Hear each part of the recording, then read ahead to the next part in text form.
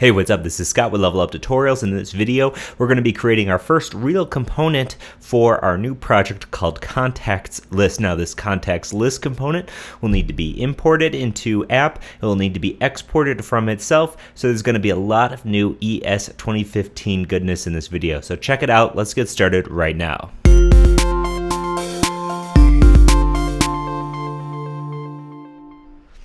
Okay, so now let's talk about creating a new component. In my source folder, I'm just going to make a new file. And now this new file is simply just going to be contacts with an S list. I'm doing this in camel case where the first C is capitalized. And I'm going to hit enter. Now, once again, let's go ahead and just copy some code out of the app.js right here. I'm actually going to copy all of this first stuff, and I'm going to ignore that render because we're not going to be rendering this into our application. So we have contacts list.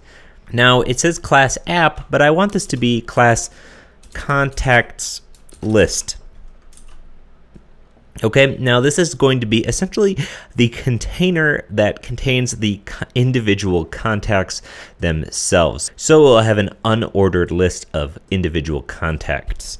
So I'm going to go ahead and make an unordered list, UL right here, UL. Okay, and inside of here, I can just have a single list item, and it can just be something like Scott and a phone number.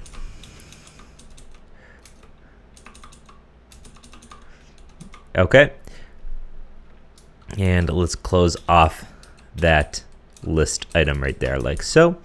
Okay, so now what we can see is we have here is the class contacts list extending React.component. We're importing React once more, and we're essentially just rendering an unordered list with a single item with some dummy content with a name in it. Now you might be thinking, okay, great, how do we get this to actually output anywhere? In fact, it's not going to be happening. And in the last video, we showed in app.js, we just use react.render. Now what we want to do now is actually use this component that we just built. So with React, everything is a component, and components should really only have essentially one feature. Smaller components are always better. So we can say contacts list and then / and then close our bracket. We always need to close our tags in React or else it's going to complain.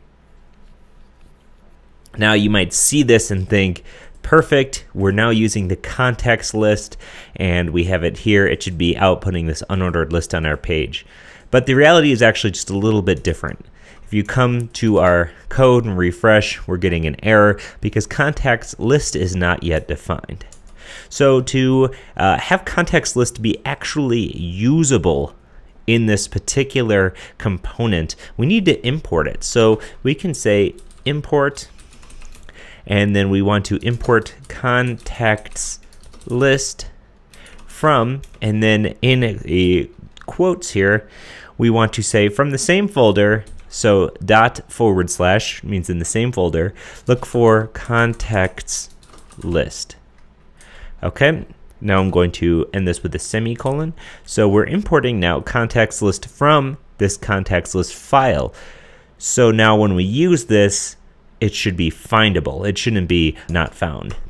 And as you can see when we refresh our page, and you'll notice we still get an error. Now, you might be wondering what's going on here. We've imported contacts list, we're using it, we have contacts list defined, but what we're not doing is we're not exporting this component. So it's not actually even available. So with this new excellent ES 2015 syntax, we need to export if we're going to be importing. So if you're new to the ES 2015, this might be a learning experience for you. And if you're not, then you might be wondering why the heck haven't I exported already? So what we can say is export default, and then we want to export the word contact list. Now I'm going to copy and paste this as I do to make sure I have no spelling errors, and wrap this off with a semicolon here. Come back to our page, refresh, and we now see contacts list Scott 55555. Okay, so this might be your first taste of importing and exporting other than what we just did in the last video by importing React. But here we create context list with class context list extend react.component. We render just like we would normally, and we have exports default context list. Cool.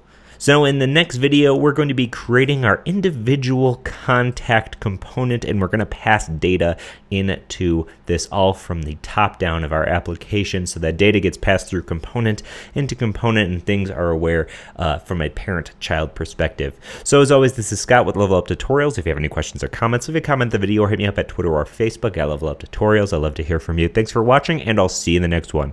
Bye.